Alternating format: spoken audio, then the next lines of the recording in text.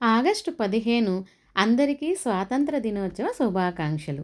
2026 August 15కి మనకు స్వాతంత్రం వచ్చి 79వ స్వాతంత్ర దినోత్సవం జరుపుకుంటున్నాము.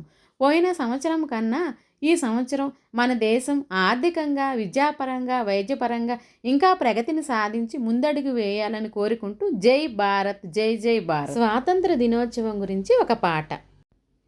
తొలిపొద్దు కిరణం తాకింది నేలని, ఆకాశం పంచుకుంది స్వేచ్ఛా గీతాన్ని, గాలిలో నివసించే త్యాగాల కథనం, ప్రతి గుండెలో నిండే సమతా భారతం, గమ్యం వైపు సాగే మన ప్రయాణం, ఇది మన స్వాతంత్ర దినోత్సవం, ఇది మన స్వాతంత్ర దినోత్సవం.